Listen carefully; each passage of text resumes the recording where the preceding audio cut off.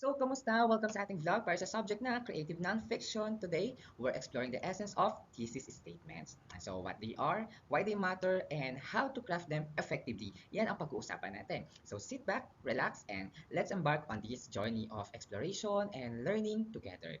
So, bago ang lahat, ang thesis statement ay similar to the topic sentence in a paragraph, but it is broader and gives a general idea about the subject of the whole essay. It is usually the last sentence of the introductory paragraph.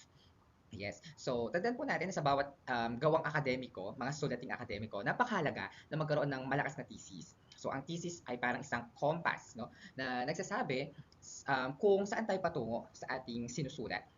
Katulad ng isang sentence, no, in a certain topic, naglalaman ito ng kabuuan, no, ng essay. Pero mas malawak yung sakop nito, no? Kumbaga, ito yung nagtatakda ng tono at direksyon para sa buong akda or sinulat natin.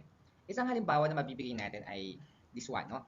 Ang paggamit ng social media ay may positibo at negatibong epekto sa kalusugan ng mga kabataan, no? So, in that notion, malinaw na pinapahayag natin sa thesis natin na ang pangunahing paksa ng essay natin ay ang epekto ng social media sa kalusugan ng mga kabataan.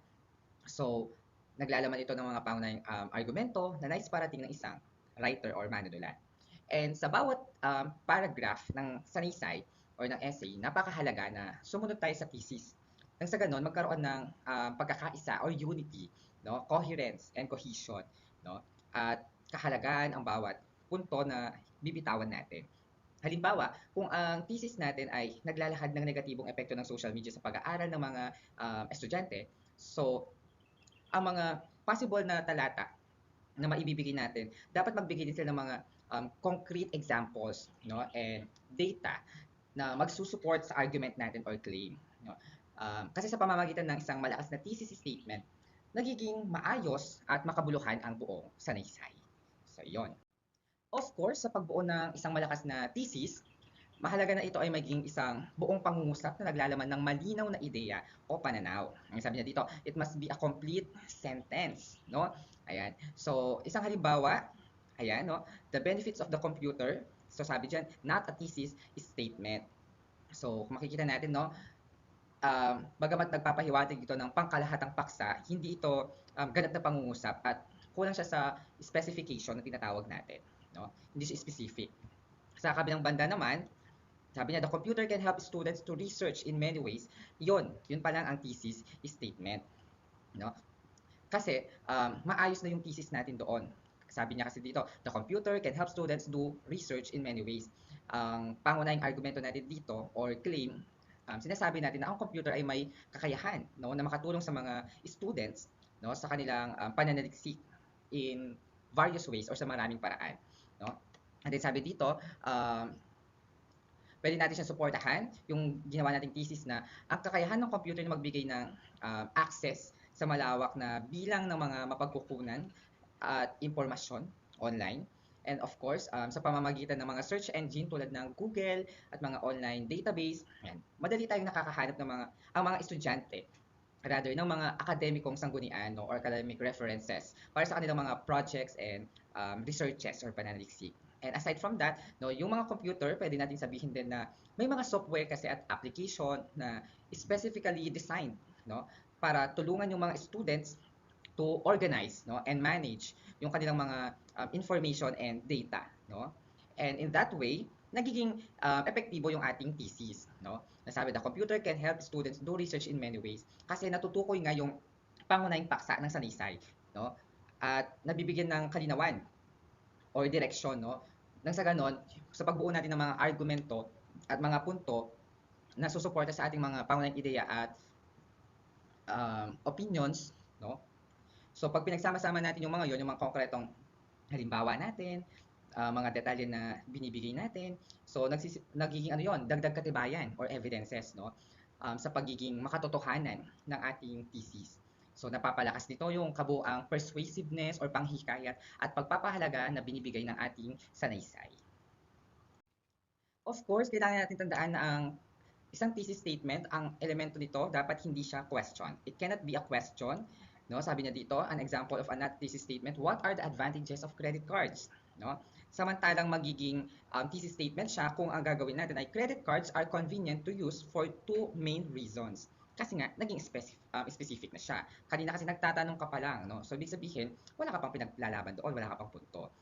So, napakahalagang maintindihan natin na ang isang thesis dapat hindi siya question. Dapat naglalaman ito ng malinaw na pahayag o argumento kaysa sa pagtatanong lamang. So, ayun nga yung mga example natin about sa credit cards, no? Hindi siya thesis yung number one kasi nagtatanong lamang siya pero hindi siya naglalaman ng malinaw na pananaw or position ukol doon sa paksa. And then, on the other hand, ayan, mako-consider na natin siyang wastong thesis kasi nga nagbibigay na siya ng malinaw na statement or pahayag tungkol sa mga benefits ng paggamit ng credit cards. So, nakatakda yung direksyon para sa magiging discussion ng ating essay. Pag sinuri kasi natin yung mga benefits ng paggamit ng credit cards, mahalaga na tukuyin natin at bigyan natin ng emphasis yung mga concrete examples, no? Nang sa ganun, masuportahan natin ng maayos at malakas yung ating thesis. So, isa sa mga pangunahing benepisyo ay yung siyempre kaginhawaan na hatid ng mga tinatawag nating credit card sa mga transactions, no?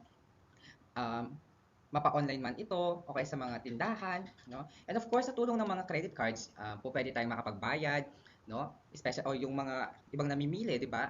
Mas mabilis yung magiging pagbili nila ng mga produkto kasi hindi na nila kailangang magdala ng pera, no? Of course, nagbibigay ito ng daan sa mabilis at maginhawang mga transactions kahit na napakalaki ng halaga, hindi lang doon sa mga smaller prices. O pwede rin natin idagdag na kadalasan mayroong mga programa or mga rewards, cashback, yung mga tinatawag nating credit card. Nang sa ganon, maging malakas iyon at kapaki-pakinabang sa mga mamimili. No? Another benefit ng paggamit ng credit card na pwede nating bigyan ng diin, of course, para sa ikalalakas pa ng ating thesis, yung tinatawag nating dagdag na seguridad at protection na binibigay ng mga credit cards. No? Hindi kasi tulad ng pera, yung mga credit cards ay nag-aalok sila ng protection laban sa pagnanakaw. No? Nagbibigyan nito ng daan yung mga gumagamit na mag-dispute ng hindi autorisadong mga bayarin at makakuha ng mga refund. Aside from that, maraming mga kumpanya ng credit card ang nag-aalok ng mga purchase protection, mga extended warranties, no? Nagbibigay din sila ng kapanatagan sa loob sa mga mamimili kapag bumibili ng mga importanteng mga bagay, no? And sa pamamagitan ng pagbibigay diin natin, no, or stressing the concrete benefits ng credit card, may papakita natin sa ating sanaysay or sa ating essay ang kahalagahan ng paggamit ng credit cards, no? Na sa ganon, masuportahan natin yung ating mga arguments na in-explain natin doon or in-outline natin sa ating thesis. And with that, no, magiging detailed ang ating analysis sa mga examples. So, maaari tayo ngayong magkaroon ng mas malalim pa na understanding doon sa, especially yung mga readers, no? About the benefits, the importance of credit cards.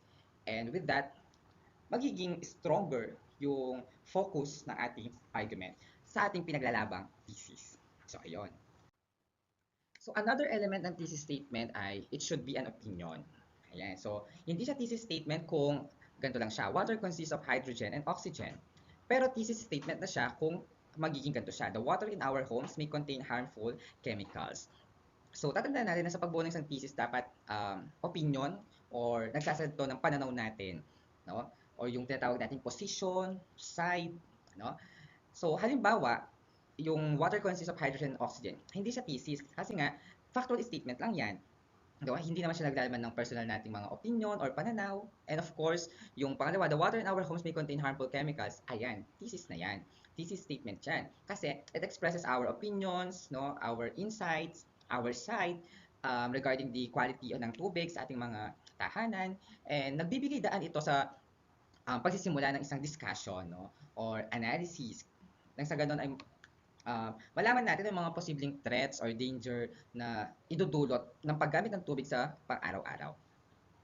Kasi sa lipunang moderno natin ngayon, no, ang usapin tungkol sa kalidad ng tubig ay isang pressing issue na dapat nating pagtuunan ng pansin at hindi natin pwedeng ipagsawalang bahala. So, maraming mga pag-aaral, no, at ulat na nagpapakita kung saan ang tubig na dumadaloy sa ating mga gripo, mga poso de agua, no, maaring maglaman niya ng mga chemical na pwedeng makasama sa kalusugan. Halimbawa, yung fluoridation ng tubig. So sa ilang mga lugar, patakaran yan. Nang sa ganon, mapanatili yung dental health. Kaso, may mga debate rin kasi no, pagdating sa epekto nito sa kalusugan ng tao. And aside from that, may mga traces na nakita sa mga ng heavy metals gaya ng lead, mercury, na po pwede daw nating makita or matagpuan sa mga ilang sistema ng tubig na meron tayo.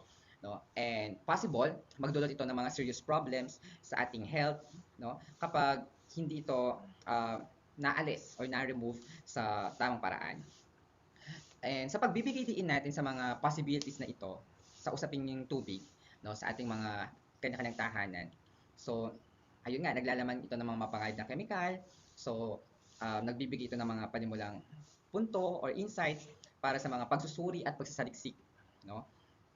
Kung paano natin mapapangalagaan or mako-conserve yung quality ng tubig, no, na ginagamit natin in everyday life. So, with that case, no, posibleng ma-analyze natin ano yung mga threats, no? And of course, makakapag-isip rin tayo ng mga potential solutions naman. Parang tinatawag ng SWOT analysis. And we can be aware, no? Magiging maingat tayo at mauunawaan natin ng mas malalim pa ang epekto ng tubig sa ating kalusugan and of course sa ating kapaligiran. No? So another, ayan, we have, it should not be a detail or an example. So, hindi siya thesis statement kapag sinabi natin, in Hong Kong, number 8 is lucky. Pero thesis siya, sasabihin natin, there are many superstitious belief about numbers around the world. So, explain natin yan, no? Mahalaga na hindi maging isang detalye or halimbawa lamang ang isang thesis statement. Dapat ito ay isang pangkalahatang pahayag or opinion. Halimbawa nga yan, no? In Hong Kong, number 8 is lucky. Hindi siya isang thesis statement kasi isang particular lang na detalye yung binigay tungkol sa isang kultura at hindi naman siya naglalaman ng general position or opinion. On the other hand, yung there are many superstitious belief about numbers of the world, ayan, nagpapakita ngayon ng pangkalahatang position or general statement, no? About sa mga paniniwala na may kinalaman sa mga numbers in different cultures. So, magbibigay ngayon ito ng daan para masuri natin at masaliksik natin yung iba't ibang aspeto ng tema na ito. Kasi sa iba't ibang kultura sa mundo, makikita natin ang iba't ibang mga paniniwala, mga superstition tungkol sa mga numbers. Halimbawa, sa China, ang numero na 8, tinuturing siyang swerte dahil ang bigkas nito ay malapit sa prosperity, no? Sa kanilang wika. Sa kabilang dako naman, ang number 13 ay tinuturing na malas, no, sa maraming kanluraning kultura. And humantong pa nga daw ito sa sa mga pag-iral ng mga pamamaraan tulad ng paglalagay ng ikatlong palapag sa mga gusali, di ba? Yung mga may number 3. Tapos may mga tinatawag silang mga oro, plata, mata, di ba? Yan. And then, dahil doon syempre, yung mga gantong paniniwala, po pwede nilang maapektuhan yung mga numbers in different cultures and beliefs ng mga tao sa iba't ibang panig ng mundo. And sa pamamagitan ng pagsusuri at pagsasaliksik ng mga superstitions and beliefs na may kinalaman sa mga numbers, so pwede nating mas mapalawak yung mga knowledge natin, yung understanding natin sa culture and paniniwala ng iba't ibang mga lipunan. And it is good to know or matukoy yung mga ganitong paniniwala kasi nagbubukas to ng mga doors, ano, para mas maintindihan natin ng malalim or maunawaan natin ng malalim yung kultural na konteksto ng iba't ibang mga bansa. And nabibigyan daan natin yung pagpapalawak ng ating mga pananaw sa mundo na hindi lang pala ito yung dapat nating makitang perspective. We have to see the everything in a big picture. Mga ganong point, no? Of course, our fifth element of thesis statement is it contains a single topic or one main subject. Ayan. So, hindi siya thesis statement pag sinabi lang natin radioactive waste from nuclear power and the burning of fossil fuel have several destructive effects on people, plants, and environment. Pero thesis statement siya, sasabihin natin radioactive waste from nuclear power has several destructive effects on people, plants, and environment. So, napakahalaga na malaman natin na ang isang pangunahing paksa o thesis statement ay dapat naglalaman siya ng isang solong paksang tatalakayin ng buong sanaysay. So, gaya nga sa unang halimbawa, hindi ito isang thesis kasi ito'y naglalaman ng dalawang magkaibang paksa. yung tinatawag nating radioactive waste mula sa nuclear power at yung pagbubuga ng fossil fuel, no? Na kasi nagdudulot to ng kalituhan kung ano ba yung focus ng essay. So sa kabilang banda, yung pangalawa naman, so mako-consider natin siya ngayong essay kasi thesis statement kasi naglalaman siya ng pangunahing paksa, no? So ano yung epekto ng radioactive waste mula sa nuclear power, no? And then mabibigyan ito ng daan sa mas maayos at mas focus na pagsusuri ang sulatin natin tungkol sa isang particular na issue. So, kasi ang radioactive waste, kailangan natin malaman kung mula ito sa nuclear power plants, may mga seryosong epekto ito, lalo na sa kalusugan ng tao, sa kalikasan, sa mga halaman, no? Halimbawa, ang labis na pagpapalabas ng radioactive waste ay posibleng magdulot ng napakalalang sakit, kagaya na lamang ng cancer sa mga tao na nakatira o nananahan doon sa malapit sa planta, no? Sa kalikasan, ang potential na risk nito ay yung pagkalat ng radioactive waste at maapektuhan nito yung ecosystem and magiging sanhi pa ito ng pagkamatay ng mga hayop at mga halaman sa paligid ng planta. And aside from that, yung radioactive contamination, pwede siyang magdulot ng malawakang damage or pinsala sa mga pangisdaan, no? And then, magdudulot rin ito ng epekto sa supply ng mga pagkain natin. And eventually, maapektuhan niya yung ekonomiya natin in a local community. No? Sa pamamagitan ng pagsusuri sa mga effects ng radioactive waste coming from the nuclear power plants, so pwede nating mas ma-understand yung importance ng paggamit ng mga alternative energies. No? Kasi mas kaaya-aya yung mga yun sa kalikasan and mas safe sila para sa health ng tao. No? Kapag tinukoy natin yung mga concrete examples ng radioactive waste, so magiging ano naman yon way, no? Nang sa ganun ay makapag-create tayo ng opportunity para ma-protect, no? At ma-conserve natin yung kalusugan ng tao and of course, yung ating kalikasan. Kasi we are dependent to the nature itself. And the last element, it should be precise and clear. So sabi nga, hindi siya thesis statement kung ang sasabihin natin is, a hobby is fun, money is important, kaya smoking is unhealthy. Pero thesis statement siya kung sasabihin natin, a hobby can be an extra source of income. O kaya naman, smoking is unhealthy because it can cause several different diseases. No? So napakahalaga na dapat tiyak and vivid or malinaw, no, yung nilalaman na pahayag or posisyon ng ating thesis statement para mas madali din siyang maunawaan ng mga makakabasa. So gaya ng example natin una, no, hindi tiyak yung linaw ng tinatawag nating thesis kasi hindi siya nagbibigay ng general opinion or expression, no, point of view. Uh, Hindi siya naglalaman ng mga specific arguments or details. On the other hand, no, uh, mas malinaw na siya. Mas konkreto yung mga position niya or yung argument niya and pwede siyang supportahan ng mga investigations para sa kabuuan ng essay or salaysay na gagawin natin. So, doon sa halimbawa, ayun, no, a hobby can be an extra source of income. Mas malinaw na na-express yung pagkakaroon ng isang libangan o hobby at maaari itong maging karagdagang paraan para kumita tayo ng pera. So, halimbawa, yung pagpipinta, paggawa ng mga alahas, pagbuo ng mga craft. So, ilan lang yun, di ba, sa mga hobby na maaaring maging source of income. And sa pamamagitan ng pagsusuri sa iba't ibang mga pagpipilian and opportunities na iyon, so pwede tayong magkaroon ng inspiration para sa mga taong naghahanap ng dagdag kita.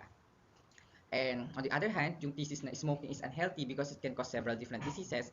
So, naglalaman naman siya ng mga tiyak or certain na mga statements regarding the danger ng cigarette smoking sa ating health.